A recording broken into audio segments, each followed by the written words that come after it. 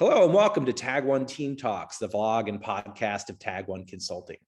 We're commemorating the 20th anniversary of Drupal with an interview series featuring community leaders talking about their Drupal experience. I'm Michael Meyers, the Managing Director at Tag1. We're the #2 all-time contributor to Drupal, and we build large-scale internet applications for Fortune 500s and organizations in every sector with Drupal, as well as many other technologies. We're also one of the official providers of Drupal 7 extended support and can help you continue to run and build on Drupal 7 after it reaches end of life next year. I'm joined today by Robert Douglas. Robert is the author and technical editor of several books, including one of the first ever books on Drupal, Building Online Communities with Drupal, WordPress, and PHBB, which was published in 2006. He's contributed to over 50 modules. He's a really well-known community organizer who helped create the Drupal Association and has organized many community events. He's also worked with most of the top names in Drupal. He's been one of the earliest employees at Acquia, director of products at Commerce Guys, a VP at Platform.sh. I'm really excited to dig into that. But this interview is also really meaningful to me personally, because Robert is the first person that I ever worked with in the Drupal community back in 2004, 17 years ago. Robert helped me. I love it. I just wanted to do, a personal thank you. I hope I've said this many times before, but, you helped me launch my startup, which led to us raising, over $10 million and, the first ever venture-backed Drupal-based company, which went on to become, the first top 100 website to run on Drupal. You introduced me to so many amazing people who helped make that happen. Alan Evans, a dear friend who I love to this day. Same thing with Charlie Nageshi, CHX, one of the most prolific contributors to Drupal. You're a key reason, that I'm here today and what's happened in my career. And so, from the bottom of my heart, I can't thank you enough for introducing, and helping me get started with my Drupal journey. And I really appreciate you joining me today to talk about your Drupal journey. Wow, thank you, Mike. It's always been a pleasure working with you too, and that was a wonderful introduction. So you've been a member of the Drupal community for 18 years, I think, since the D4 days back in 2003. But I don't know. I was wondering, how did you first discover and get involved in using Drupal? Well, I had been laid off from my first ever tech job because the market had collapsed in around 2003 or 4, not even sure. And I wanted to recreate some of the things that I saw in that software so that I could build a CMS for musicians, which was an utterly stupid idea, I learned later. But I was looking and I asked a really smart person, hey, what should I use? And they named several pieces of software, and Drupal was the first one that I looked at. And I didn't look any further. So it was really quite interesting because I saw the potential in Drupal to become as powerful as the system that I had learned on my job, which was proprietary and really cool. And to an extent, Drupal fulfilled that promise of reaching those powers. Wow. There are so many ways to contribute to Drupal, code, documentation, writing books, organizing events. And as I mentioned, you've done all of them, which is amazing and rare. A lot of people specialize in one and you've contributed so much. Do you remember your first ever contribution to Drupal and what motivated you to do that? Actually, I don't. So prior to the meeting in Antwerp, the first Drupalcon that Dries organized, prior to that, I'm sure that I commented on issues in the issue queue or the forums on Drupal.org. But discounting that, my first real contribution was in fact then the book, which grew out of my very first meeting with Dries in Antwerp. We were walking down the sidewalk from the venue to where we wanted to eat food, which is coincidentally where I met CHX for the first time, like 20 minutes after this very conversation that I'm describing. And I said, hey, Dries, nice to meet you. I'm Robert. I drove over from Germany. Somebody should write a book about this. And he said, yeah, do you want to? And I said, sure. And like a week later, an editor was talking to me from A-Press that Dries had referred in my direction because people were asking him, you know, who's going to write these books? And he just referred that to me, and that's how the book came about. And I would say that was, you know, my first significant contribution right there. And I should have mentioned that you were one of the few attendees. There was like 15 people or so to the first ever Drupalcon. You know, which was Alan Evans was there, and Chicks was there as well. So, and Moshe Weitzman was there, and so many people who are still involved with Drupal in some way were there, and that was, you know, the original gangster meetup. It was fairly amazing looking back on it from those, you know, 30 people actually, something like that. We had to book another room.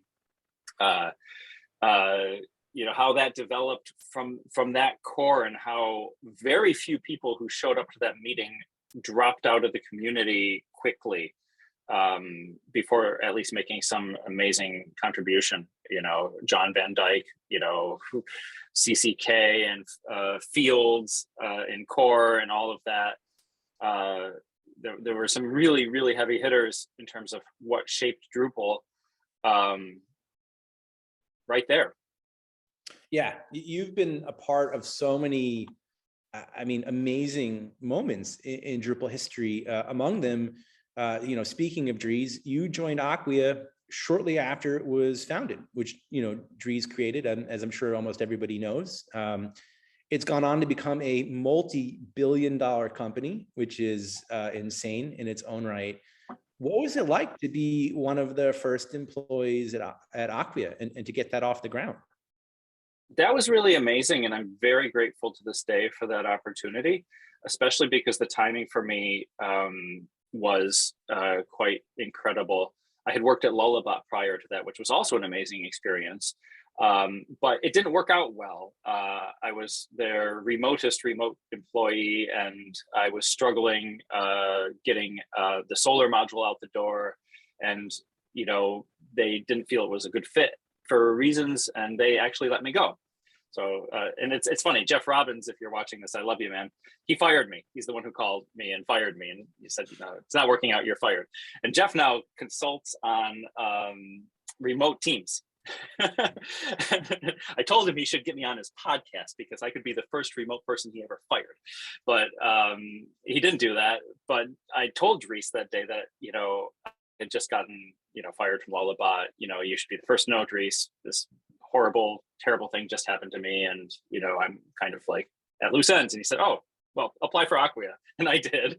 So it was not only a great moment in terms of being able to be part of an incredible team with lots of excitement and help set the direction for what that company eventually became, but it also came to me personally at what could have been a very bad moment, but then turned out to be barely a blip.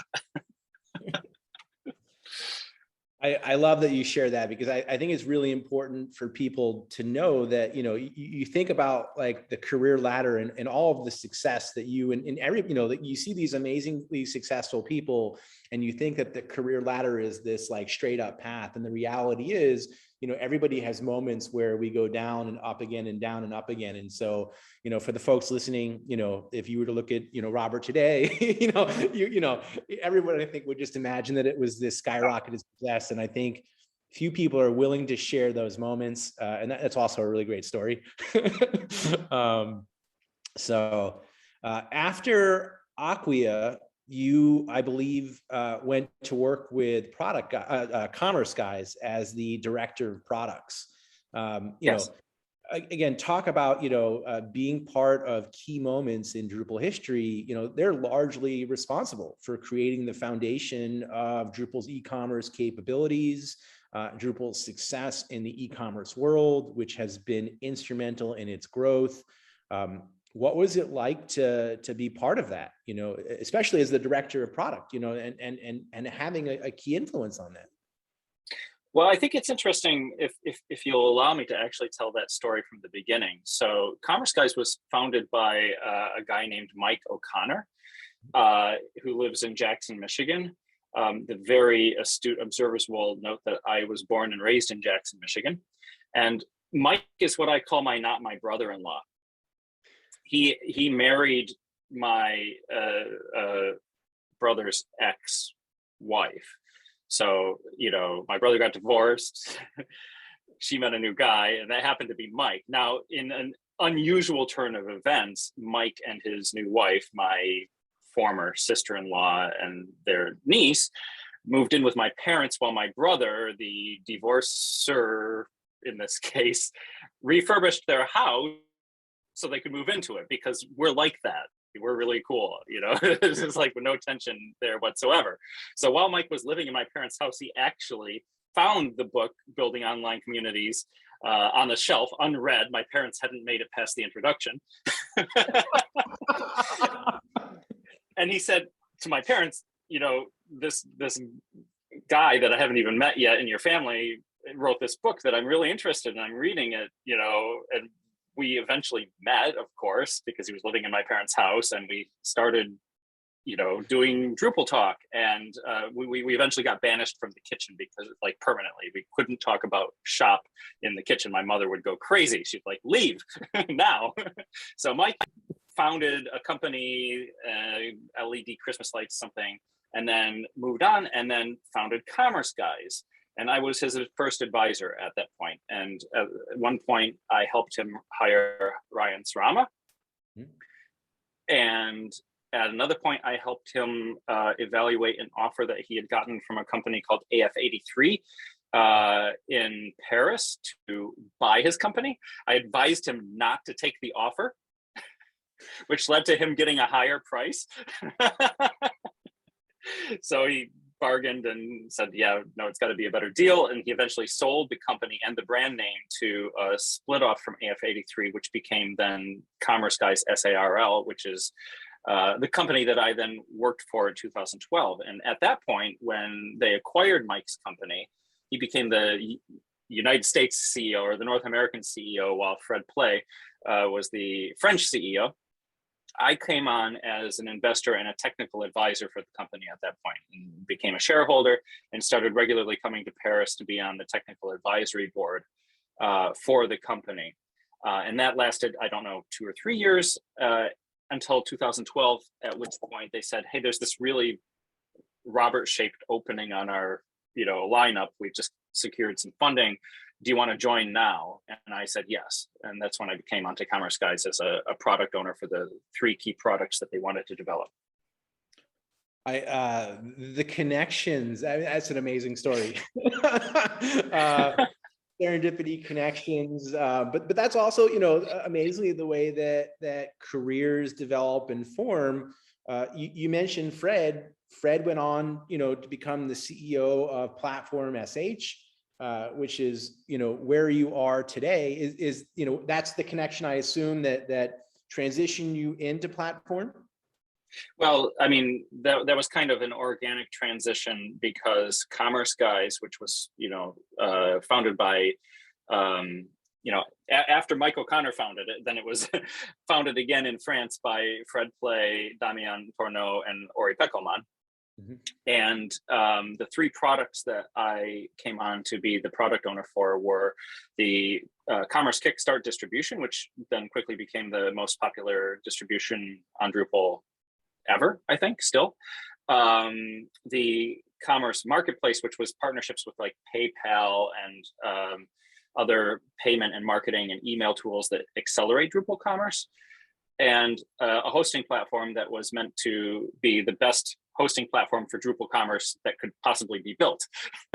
So at some point we had a hosting platform which was the very best hosting platform that could possibly be built for Drupal commerce. And we were like, let's just run with that instead. So we divested the Drupal commerce into a Commerce Guys USA that Ryan Srama still runs, now rebranded as Centauro.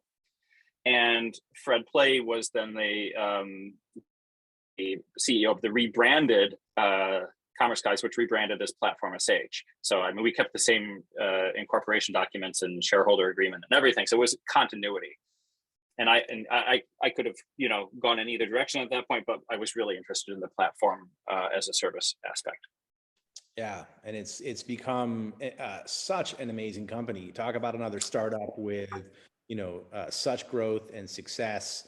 You know, Platform, you know, has gone on to, you know, from its early days with Drupal and Drupal Commerce, you guys support so many technologies now. It's a really robust platform, but you're still one of the biggest supporters of Drupal. And I was curious, you know, we want to get more businesses to support Drupal. Why is that, you know, Platform is such a big supporter of Drupal, and what do you see as the benefit to the organization? Well, we still run a very major Drupal commerce website, which is our billing system for Platform.sh. So all of those Platform.sh plans and everything are still run through Drupal Commerce. So we have quite a significant Drupal team. And we also have quite a significant customer base who run Drupal. So it's just really in everybody's best interest that we support Drupal, that we, you know, we try to be at you know, all the major conferences. We try to engage with the community and with the association in the best ways that we can. And honestly, coming off the leadership meeting that we had a couple of weeks ago for Platform.sh and looking at our direction and all of that, we actually feel like we've been doing too little, and we'd like to step it up a little bit more. You know, maybe we've wandered from our roots a little bit too far.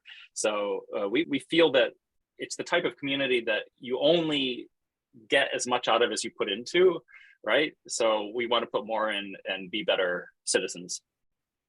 You guys do so much, and I'm thrilled to hear that you plan to do even more.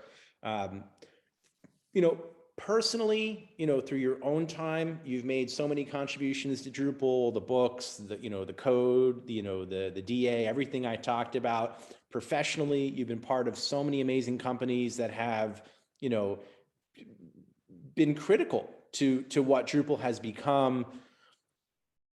What are you most proud of? I should have read your questions in advance, then I would have a good answer right off. Because there are so many things. If, you know, I think that I have to say that if you take, first of all the people that I was able to pull directly into Drupal in some way, and then all the people that I was able to indirectly do that by like hiring them while at Acquia and at Platform.sh, I would say that's my largest contribution, because I was never the smartest guy in the room, but I was the one who saw where things could go if only, you know, the smart people would put their minds on it. So I corralled a lot of smart people. So you mentioned Alan Evans, you know, and I'm sitting 200 meters away from a Starbucks in Cologne, Germany, where Alan and I met when he revealed to me that he wanted to leave the world of classical music and oboe playing and get into PHP development, much like I had done. And he had watched me as a model, and I said, I think I can help you with that. Here are a couple Drupal module gigs that need to be done and a little money behind it. So go do these and, you know, see how it works out. And then Alan ended up working for Now Public shortly after that, and then Acquia after that, where he still is. And Jeffrey McGuire, Jam, a lot of people watching will remember him from the days that he used to walk around at conferences with balloons tied to his belt, to all of the Drupal Prenotes that we did where we dress up in silly costumes and sing songs to invigorate the audience prior to Dries' keynote, which was why it was called the Prenote. So bringing people like that into the fold has been really essential. But if I were to name one person who then went on and really absolutely just made immeasurable contributions to Drupal, it was Angie Byron, web chick.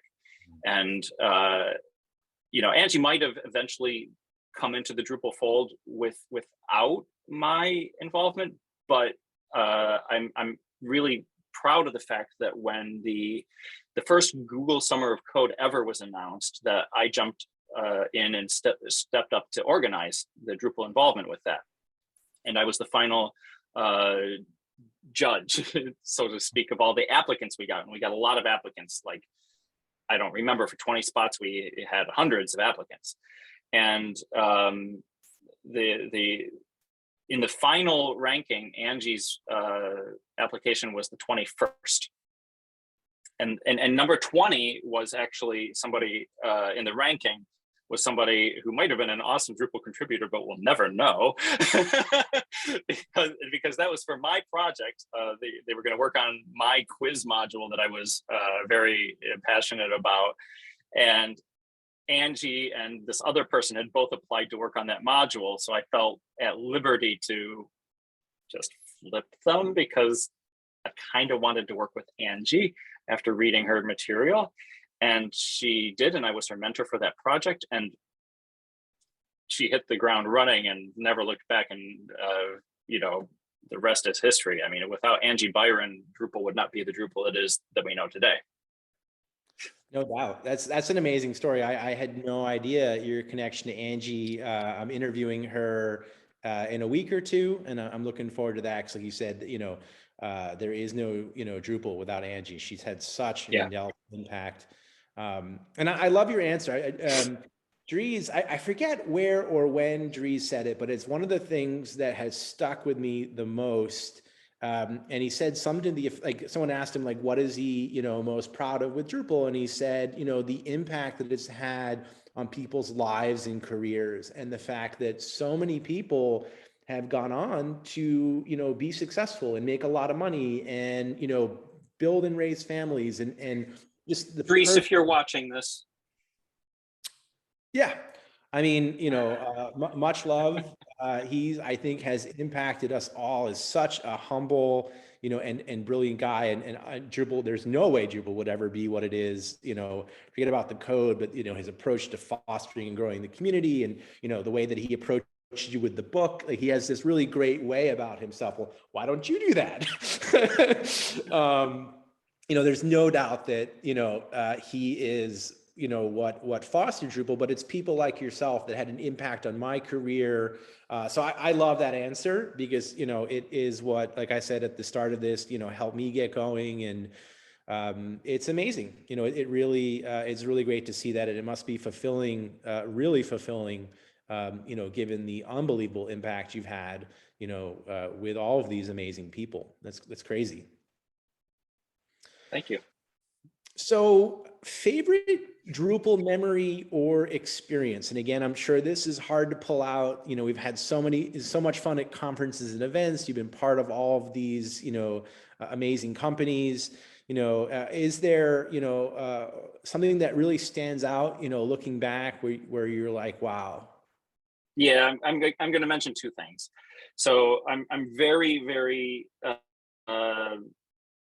proud and thrilled that the idea that I got for what we could do with the Drupal prenote actually turned into something for quite a long time, that we had a good run. They don't do it anymore, but and I stopped doing them myself personally sometime before they stopped altogether. But the prenote was always meant to welcome new community members to DrupalCon and be the first experience that they had, and show that software didn't have to be boring, and that we weren't just like technical lectures being projected on slides, but we were real people. So we did a whole number of things. Like, we had a Drupal superheroes, where we got Dries up on stage and we wrapped him in 1 million issues, only they were tissues. He was wrapped up in the tissue queue, and we couldn't release Drupal 8 because Dries couldn't do the git commit to release Drupal 8 because he was wrapped up in the tissue queue. And we had to reduce the tissue queue for him to be able to commit. And, we had superheroes come up and try to, Lord over-engineering had done that to him. And we had superheroes come up and try and free him. And eventually, the only thing that could finally release Drupal 8 was teaching everybody in the audience how to use Git together, which we did by teaching them the gitty pokey. You push your code and you pull your code out, you push your code in, and you merge it all about, something like that. So we had a lot of fun with these. We did a Disney themed operetta basically in Los Angeles, and a game show and Portland, and we had We did Charles Dickens' A Christmas Carol, only, you know, Drupalcon, past, present, and future were the ghosts in London, and on and on and on. We had so many cool ideas and sang songs and dressed up in silly costumes, and I'm really proud of that. And I thank you to all the people who participated in those and made those really fun, and who showed up early in the morning to watch them. The other thing is that I would like to tell you a story, which I just don't want to risk that this story gets lost in, you know, the annals of time when people look back at Drupal. Back in the early days, Dries and I used to talk on Skype a lot, like chat. Okay, like literally Skype, if you can believe that. Not even IRC. We did that too, but like personally, it was Skype. And one morning, before Drupal was famous, before it had made its mark, okay, before it was a certain thing that it would become a big deal, I woke up and Dries had pinged me, look what launched last night. It was something like developers.yahoo.com. He said, this is a Drupal site built and launched and run by Yahoo. I was like, wow, that's big. That's clearly the most famous company that's ever launched a Drupal site. And I was going to write a blog post about it. So I started preparing my blog post. And as I was doing that, I was poking around at the site. And all of a sudden, I don't know what I clicked, but I ended up on the user one account page, authenticated. I was like, wait a minute, pause on the blog post. What can I do here? Can I install modules? Ooh, yes. Can I change the password on this account? Ooh, yes. Can I see every other account on this system? Am I really the super user on a Drupal site launched by Yahoo? Yes, I am. So I said, okay, this is gonna hit, the shit's gonna hit the fan really quickly with this one. So what did I do? I'm in Germany. It's 2 a.m. in California where Yahoo is. I look them up. I try and get their phone number. There's one phone number published for Yahoo globally. And it's like, if you're having trouble finding what you're looking for with your search results, try this type of support for, you know, customers searching. So, you know, nobody answered that phone anyway. So what did I find the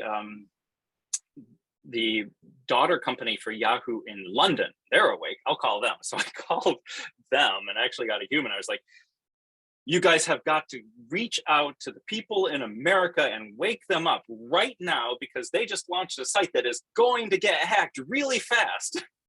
And they were like, let me put you on hold for a second. Crickets. Okay.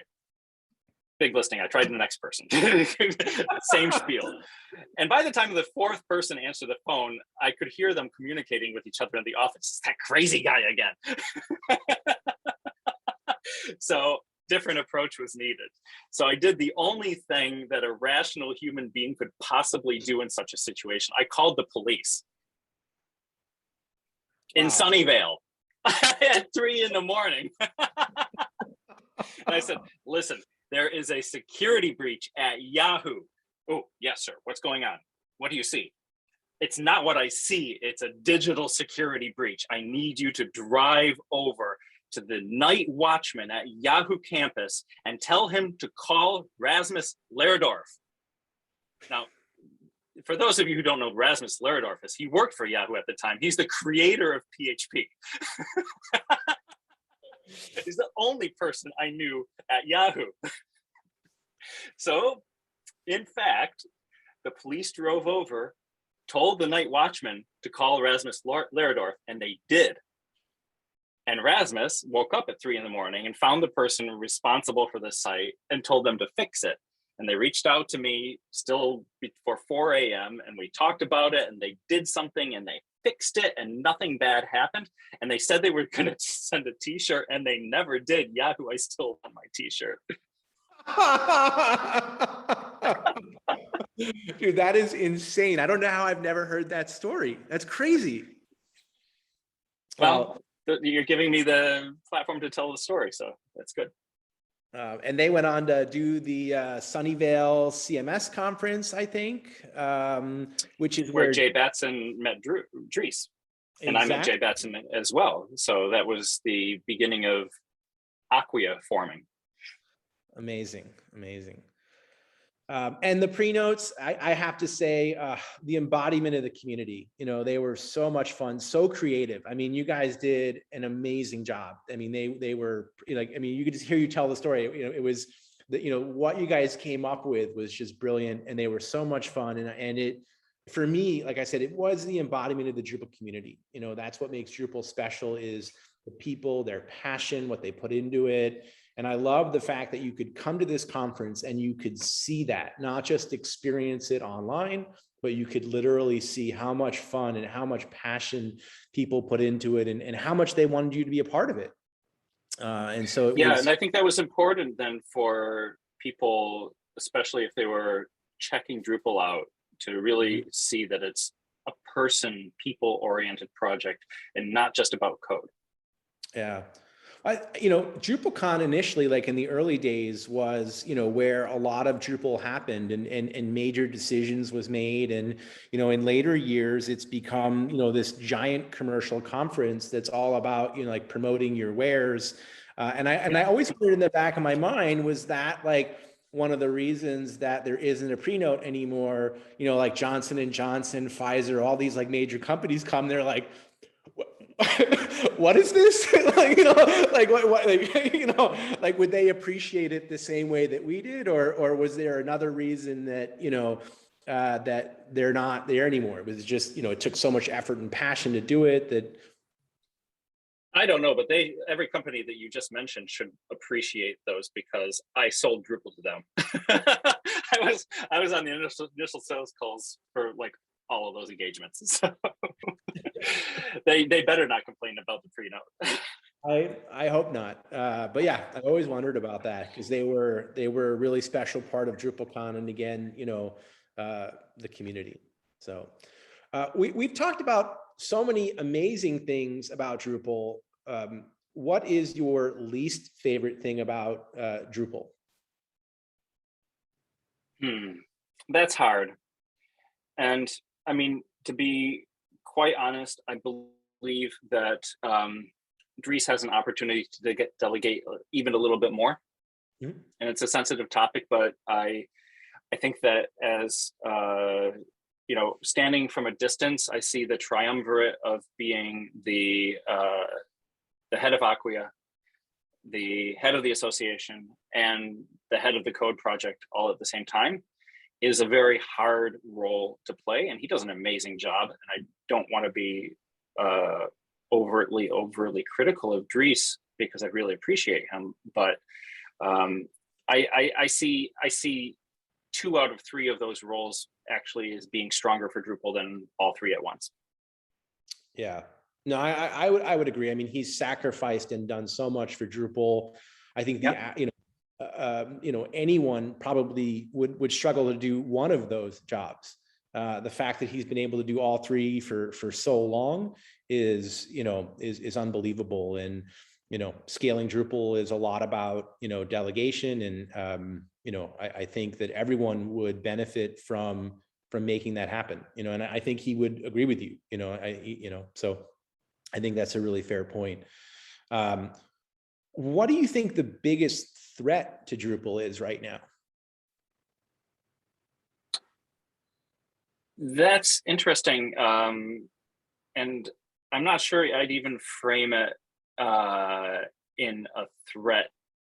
Like, if you wanted to do a SWOT analysis, where threat is one of the quadrants, then I would say the opportunities would be more interesting to focus on. And the opportunities have shifted a little bit. Monolithic programs, Web 2 programs in general, are less interesting. They're not irrelevant. They're just less interesting today than they used to be. A lot of work is being done on decentralization. A lot of work is being done to put things out to the edge. Computing at the edge is bigger and bigger. And a lot of work has been done to make things composable and modular in a way that is always part of Drupal to have modules, and you compose your Drupal site out of modules, but now people compose their larger applications out of many, many other things.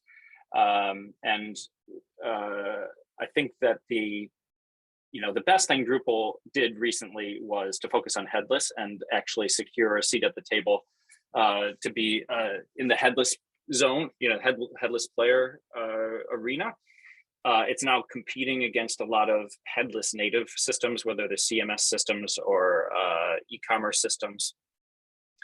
But at least Drupal's there and it's functional in its space. And a lot of Drupal sites that would otherwise migrate onto completely different stacks are able to not migrate off Drupal, just replace their front end and get some of the benefits of Jamstack that's come along in that way. And maybe like make the integration point for Drupal more defined, right? Like Drupal doesn't do everything. It's not your entire internet presence anymore. But it's one thing. So I think that Drupal has a very long life ahead of it, and that it was very smart to focus on the headless aspect, even though there was a lot of criticism of that decision, especially in years 1, 2, and 3, after the direction was set. But it was quite forward-looking in the end. I can tell you that what I see on the market from my perch on Platform.sh is that we talk to headless this, that, and the other all the time, like headless CMS, headless product management, headless CRM, headless e-commerce, headless everything. Everybody wants their front end experience to be reduced to a Vue component or a React component, and they don't want to be bound on the presentation layer, on the user interface layer, to any backend system whatsoever. So Drupal made a very big strategic bet on that, and it was smart. So the opportunity still exists there, but what we consider to be interesting on the internet is growing in many ways that Drupal can't follow.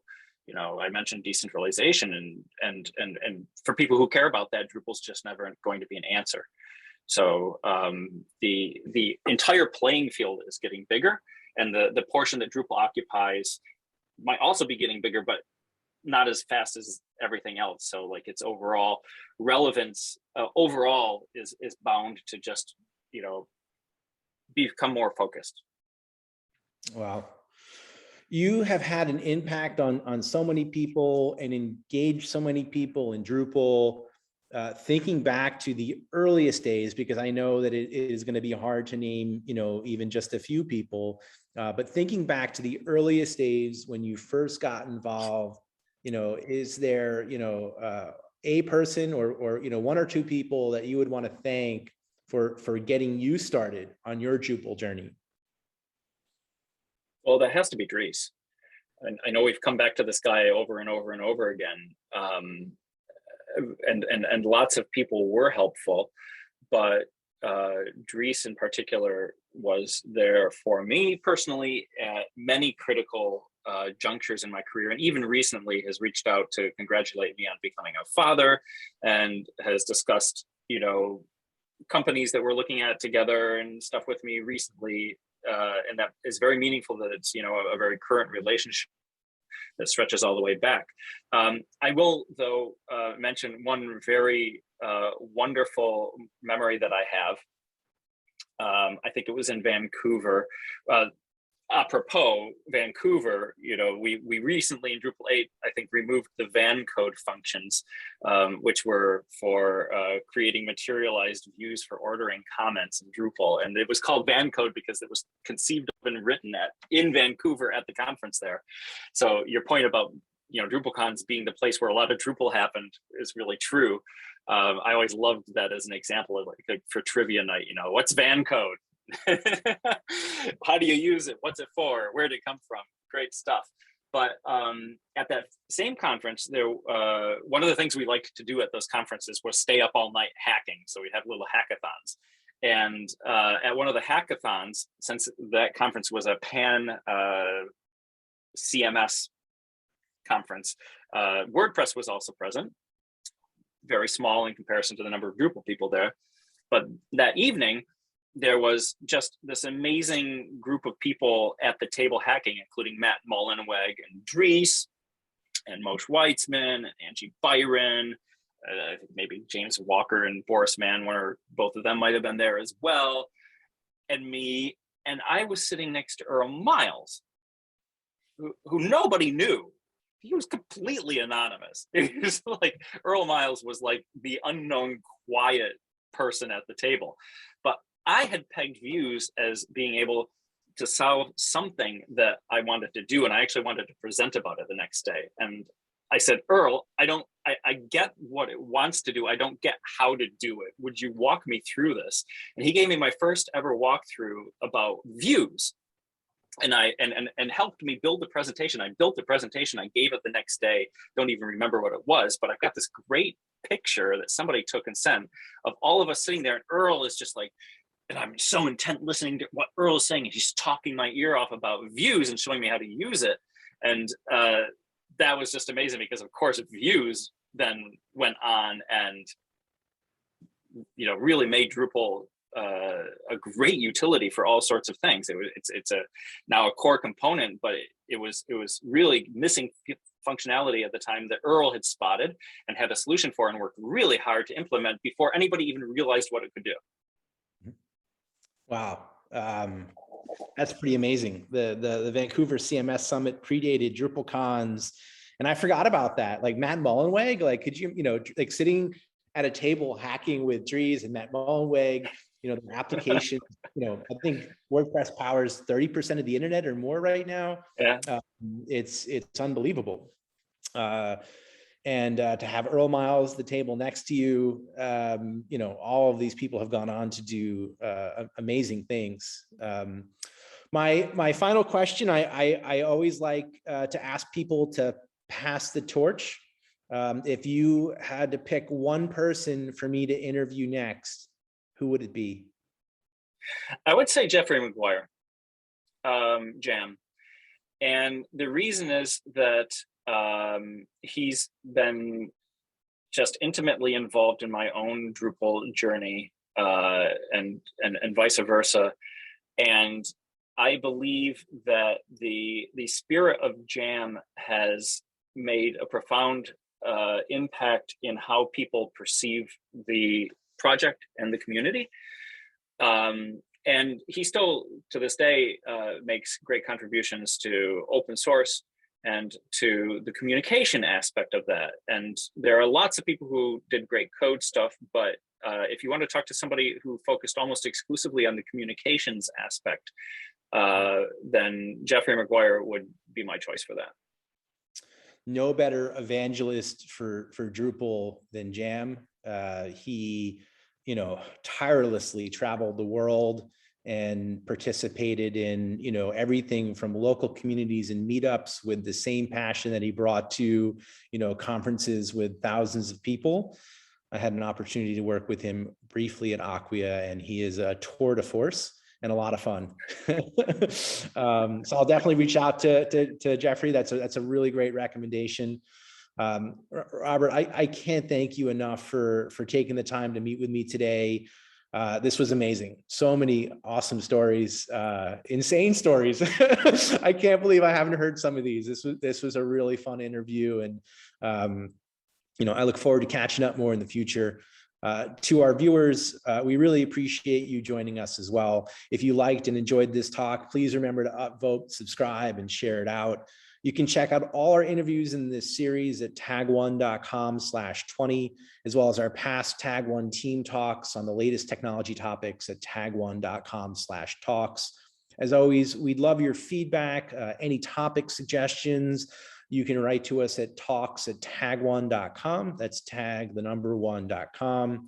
Thanks again for tuning in. We'll see you next time.